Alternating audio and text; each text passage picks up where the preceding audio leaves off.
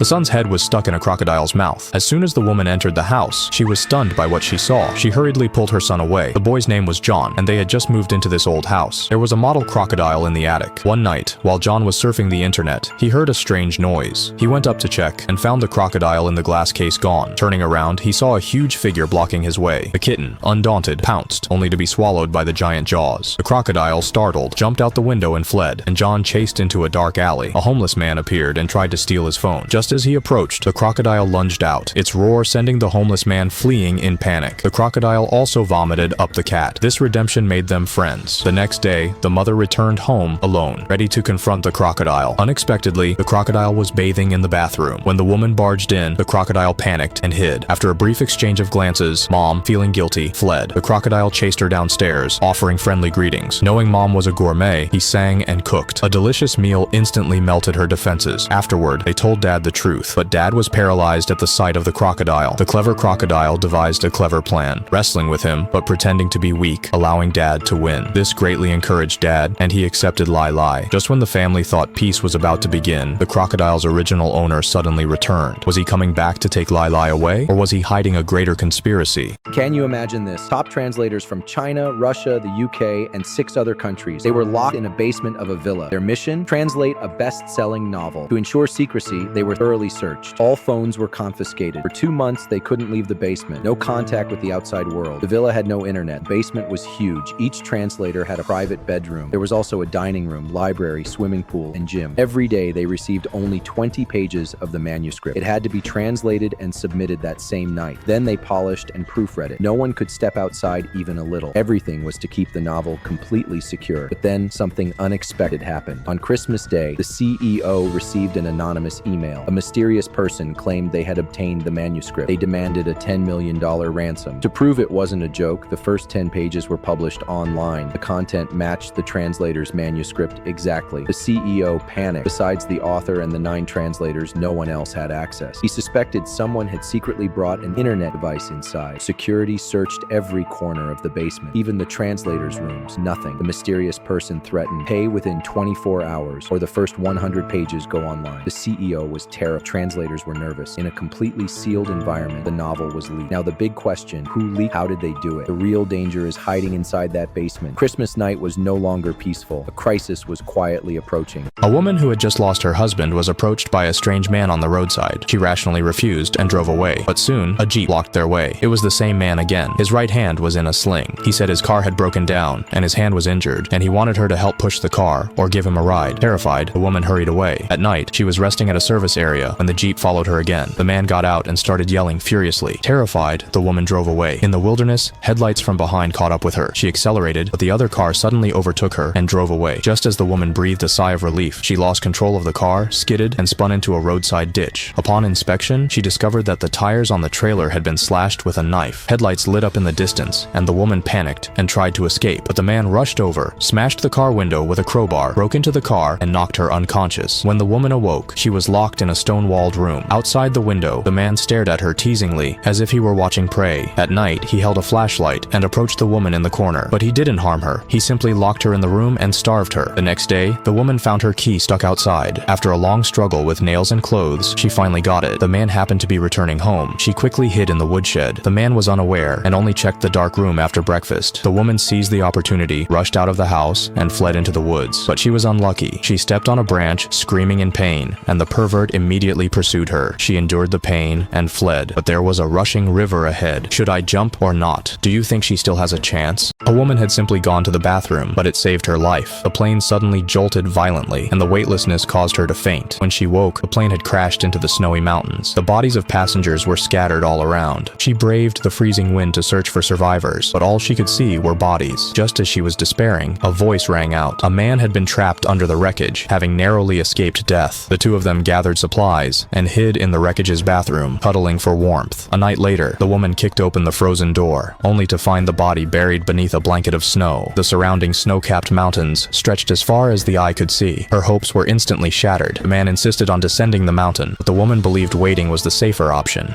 An argument ensued. In the end, she chose to follow the man. They climbed over one snowy ridge after another. One wrong step could have meant a fall, but even after a long journey, the view remained a blanket of white. On the way, the woman's footing slipped, height, and she nearly fell. Fortunately, the man caught her, but the real danger had just begun. They reached a cliff. The mountain path was extremely narrow, making it impossible to go any further, and there were still dozens of meters below. The man saw a large tree ahead and leaped, landing on a branch, cushioning his landing. He called out to the woman, asking her to do as he was told. The woman hesitated for a moment, but ultimately jumped, escaping danger. After a brief rest, the two continued their descent. At that moment, the man suddenly stopped. His expression changed dramatically, and he looked toward the snow-capped peaks in the distance. With a loud bang, the snow mountain gave way, and a massive avalanche swept in. Do you think they still have a chance of escape? A mysterious old man touched a fat man's face, and from then on, he lost weight every day. A perfect comeback, becoming the most handsome lawyer. This was also the beginning of a nightmare. The man was the most powerful lawyer in New York. He never lost a case he took on. He was notorious for his ability to twist right and wrong, even clearing a gangster's name. He was at the peak of his career, with a beautiful wife. His only worry was that he weighed 300 pounds. Day after day, his wife prepared healthy meals for him, but he never lost a pound. Until one night, the man hit and killed a woman while driving. She was the daughter of a tribal chief, but in court, the judge and the police were his friends, and he successfully shirked all responsibility. As he was leaving the courthouse, a mysterious old man suddenly stopped him and gently touched his face. He paid no attention. The next day, the man was surprised to find he had lost 5 pounds. His wife thought the diet was working, and he was even more elated. In the days that followed, his weight dropped rapidly. In just 2 weeks, he lost 50 pounds. However, the doctor's examination revealed nothing was wrong. The man began to eat relentlessly, stuffing his mouth with burgers, fried chicken, and cake. But no matter how much he ate, his weight continued to drop rapidly. The doctor tried to search for parasites in his body, but the results were still completely normal. At the same time, he learned that the judge who had helped him had also contracted a strange disease. The man finally realized that this was not an illness, but an inescapable curse. He found the chief, lifted his shirt to reveal his skinny torso, and begged the chief to lift the curse from him. The couple was making out in their car when a sudden bang shattered the moment. It felt like they had hit something. The woman stepped out to check. A young boy lay on the ground, lifeless. She got back in, shaken, but before she could speak,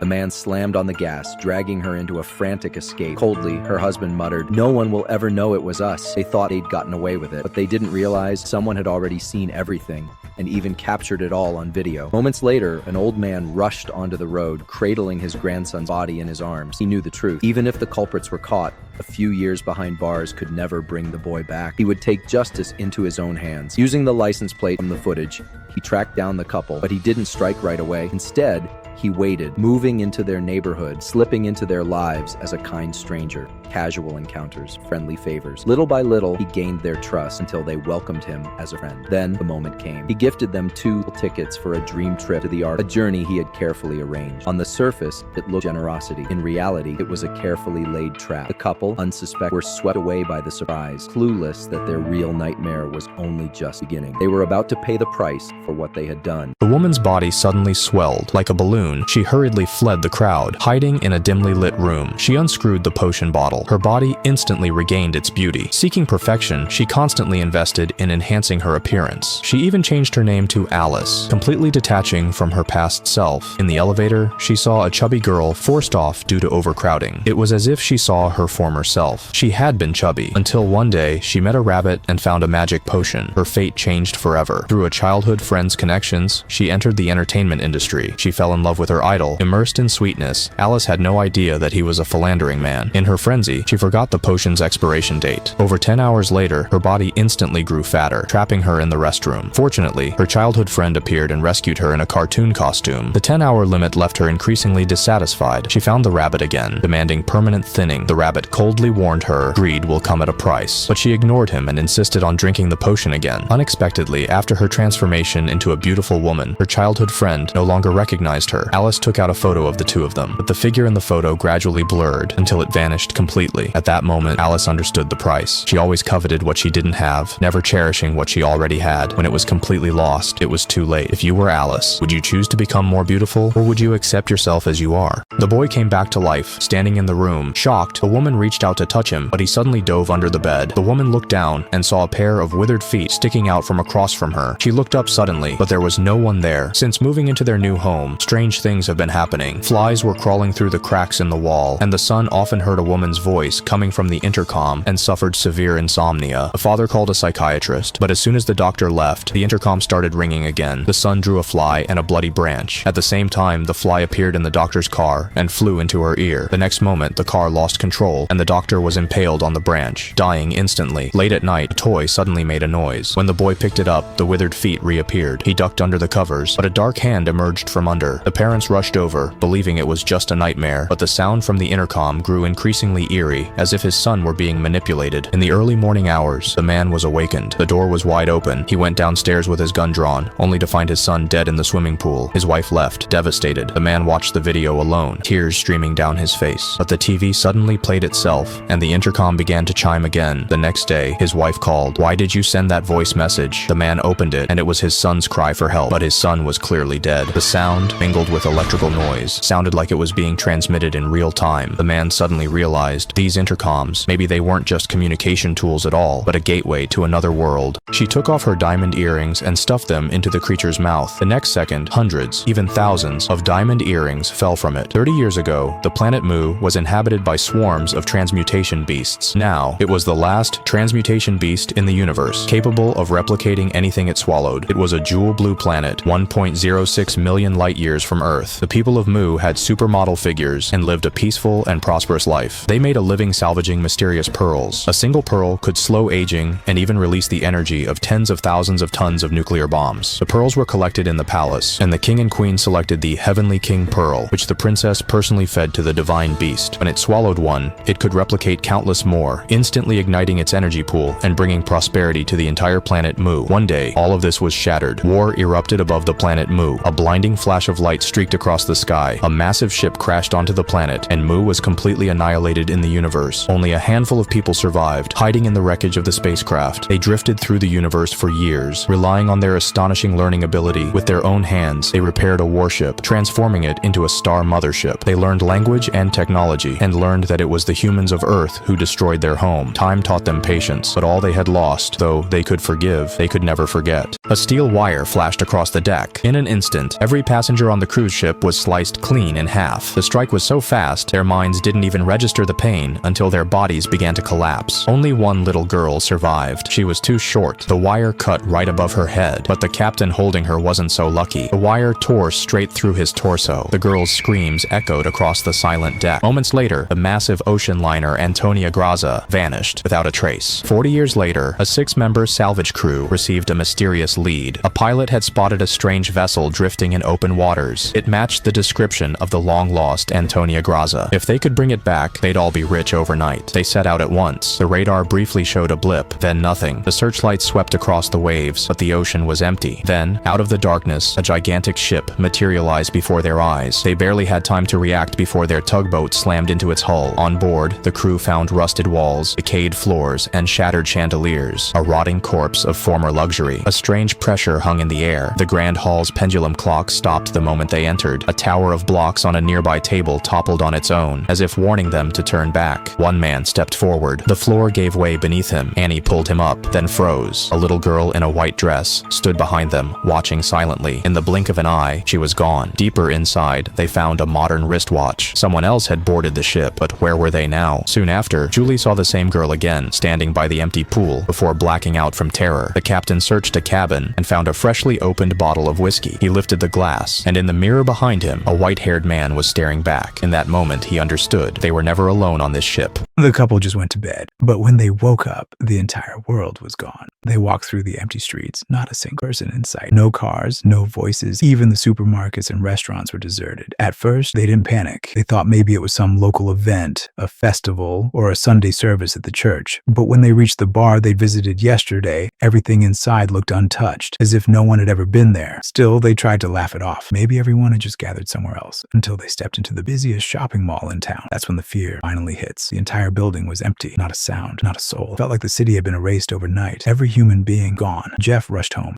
Turned on the TV. Only static. He changed channels. Went online. Every broadcast was frozen on yesterday's date. Daisy tried calling everyone she knew, but all she heard was an endless, hollow dial tone. Then Jeff had an idea. He grabbed Daisy's hand and said, "Let's get to higher ground." They drove through the silent streets until they spotted a car in the middle of the road, engine still running, but the driver was gone. Without thinking, they got in and headed toward the mountain villas, but up there, nothing. No people, no voices, only their breathing echoing through the empty world. Halloween night. The streets look lively. Kids trick-or-treating, adults in costumes. But in Don't Mess with Kids, every jack-o'-lantern hides death. The story starts with a married couple. The wife doesn't believe in superstitions and blows out the pumpkin at their door. In the dark, a pair of eyes quietly watches her. A figure wrapped in white suddenly appears, screaming and struggling. She vanishes into the night. When her husband discovers her, she's been turned into a jack-o'-lantern. Horrifying and absurd. Meanwhile, a boy runs amok on the streets, smashing pumpkins, stealing candy. The homeowner catches him. As he eats the candy, he spits out black liquid and collapses into the man's arm. The homeowner smiles.